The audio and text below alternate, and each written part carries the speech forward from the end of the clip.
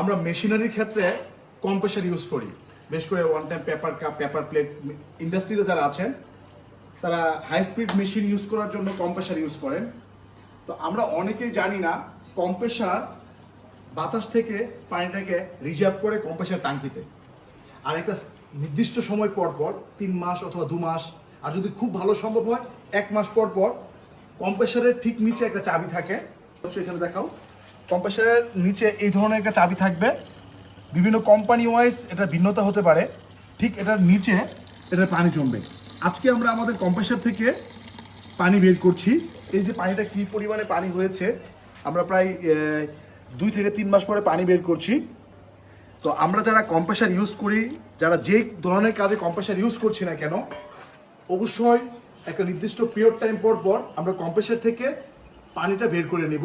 এতে হচ্ছে compressor capacity ভালো থাকবে এবং কম্প্রেসারের যে ট্যাঙ্কিটা আছে, রিজার্ভ ট্যাঙ্কি যেটা আছে, এটা অনেক বেশি লোড পাবে এবং অনেক বেশি পরিমাণে বাতাস সে সংরক্ষণ করে রাখতে পারবে।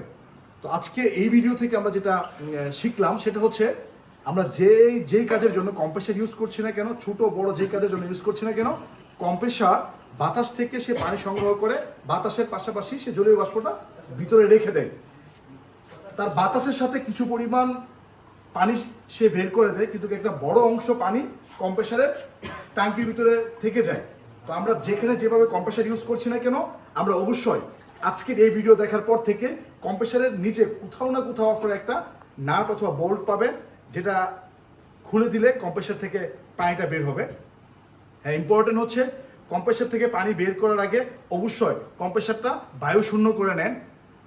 বায়ু শূন্য করে না নিলে পানি খুব হাই স্পিড থাকবে, যেটা আপনার নিয়ন্ত্রণের ভিতরে থাকবে না। কম্প্রেসারটা প্রথমে বায়ু শূন্য করে নেবেন, সার্কিট ব্রেকার বন্ধ করবেন এবং কম্প্রেসার থেকে পানি নির্গত করবেন।